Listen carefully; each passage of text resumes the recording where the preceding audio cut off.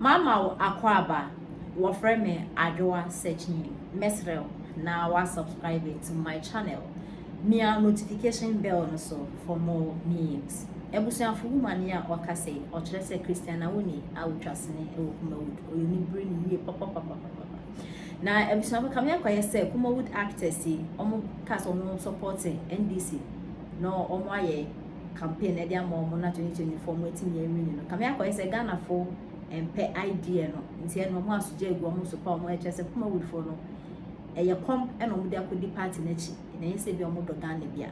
na nsem a okan yina ne say eye na nsem mesese edu ebeka say Ghana for yento aba emfe mo se ne be ya NDC for ba o ma penda da mahama ebeto cast dia mo na ne Ghana for support mo ye pa na woman ye chese Christian Awuni yente na ni abre ultra advert ye kukuku na ye kantia okodi reverend obofo na chi eni brinti reverend obofo antoka ma no ena we so wan penda da Muhammad ya no ono o checkers o ye car distributor car dealer ni ye ni so wan penda da Muhammad oto abama na o checker eni ye bi sen ko ye president na mo no ye car distributor na ena sister ye trese so obofo antoka ma wanye Ghana sika eni ye de baba show ye tiense ma sister e de etira o Christian Awuni ukodi reverend obofo echi saata mana reverend obofo echiche cast no ukodi ma papa na chi sanka papa ne beto bi achewo na papa na ama because wakasa wunye ni papa na toka ni bi ama na ase ene mitu mi kai na me fa joma ama me hye Ghana fo kon na joma ama de me de ne be so Ghana fo kon a odo man ni sika beto ka ama matwi odo man ni sika beto fi ama me esan said nurses allowance on chia teachers pay on chia joma ama besa me ya do so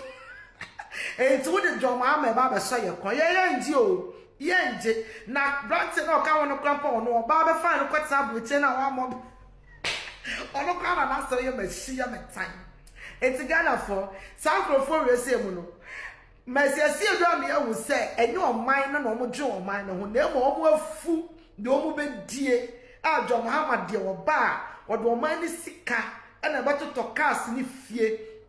amo omu nti ana omu ye dede yi o abusiafo eti sankrofo we de enu nti na me no mi enu ye ka che wo mo say it is possible say ye betima break 8 no esan said Dr. Muhammad Bawumi Abdie Ghana for this year ne be man no esan said onim said ye no nsa eti wo drive a na ni da ho abusia it is possible ne person high on the man you feeling good aba ni pa mo bi I know so and I'm from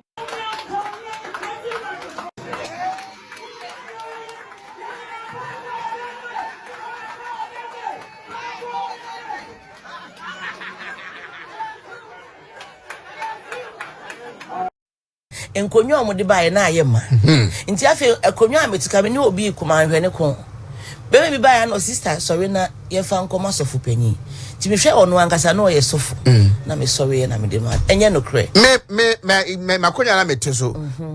ayi lawyer obri yeboa subin PC obae na ehwa ye ma ti me hu me tu manyara me hunu wofa eye constituency chairman and me yes me wafa betenase enti say na one lawyer na nam no so lawyer emra metenase the whole was filled to its brim enti no enye no kre santi ma no fifiri ho na ye call ye no bibi sampanyifo no say ade no mde ebegu ha because ye nko ye ho kire ye komo ko pay Jubilee Park bi no mko hwie ye gu ya na nke enti me hu time ani pa kroko jira say nipa ama me ye free true man na me ko pay confidence ene me ma ni didi ye ti ye wie ya ye call ya doctor ma ye no da wa ye ma enti ukotwa ba ye kire ho aye men esa wo kra wonya reporter papa so enti no emwa me de me wogidie na me nim say Kumasi ye buofu Ashanti region ye buofu no na say me ti o platform bi so say NDC for na ka say munya Ashanti for no we ya omu ye du so a ombeto omo hu ye sa na etie ebufo no na ye ka ye na ye nto ne ye nto edu so a ye beto nti mesre obia obuofu ti say Esther bidi kaka obia ma me hwe but otena se na wo hwe papa no enkabom na ye mu bi ye pe na yakasa me ekọ ho atwetwe no odi aba yeah me se enche kura e se fafranto fo kura ye o mo lunch no ora SK Boafo no ho but enei bisa ko hu no wa ha nti otini fia na obae no bibi ni se bibi no owura ba omia yeah owura SK Boafo oni baby a wo hwe no onhia sika asa no decision party a ope but ote wo no hwe obi a ne Boafo bia na ye nkabom o bia me papa yi minim se bibia ye okay ye ko elections yes opanyin bi si ye nkotu no me Boafo ba se ya anti bi do we ye bia we na we enti eno na de maba enti sa wo so te ho a wo so dwene na hwe ye party no dollar na ye se akosoro nioma ekosoro no ye misa se that time no mfie nwotwini se NDC aban ne wo ho a enkada so ye mebia na ejira na no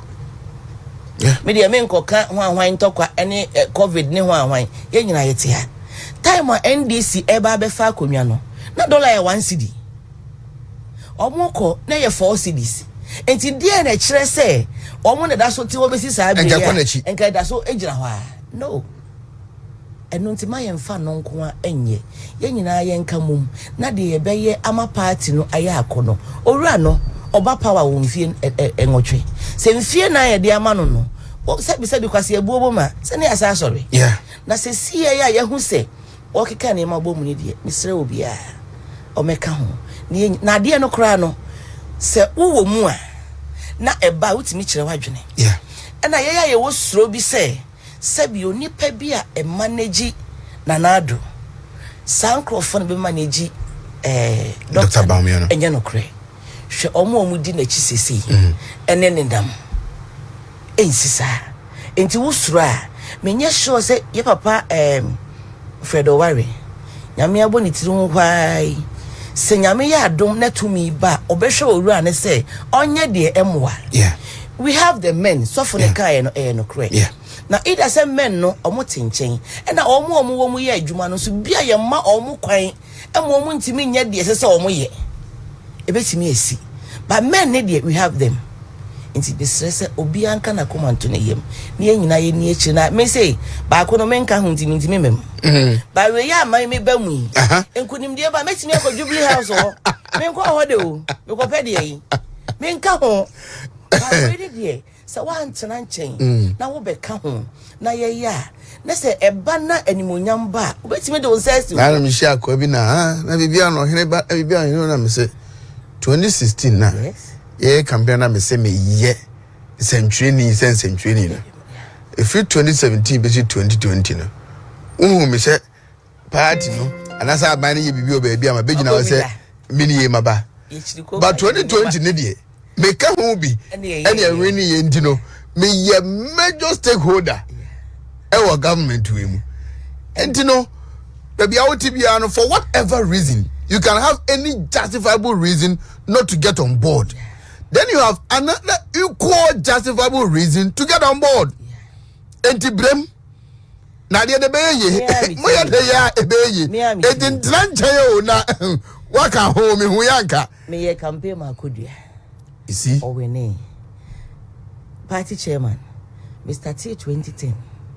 na me ye campaign man is aye kone yeah me kai 2014 tamale Chama 17 campaign tamale ai ena nyame ana roma ye di o maba ena me hwe se de omo ne ye tia omo ye nioma ebeboa party no do ade bi wo ha bia wani nyi ho asa ni pasa na etie yeah okura na ukunu no matifia nya na me bia na mo ya wani be che ho nyankan kan say guess no ade no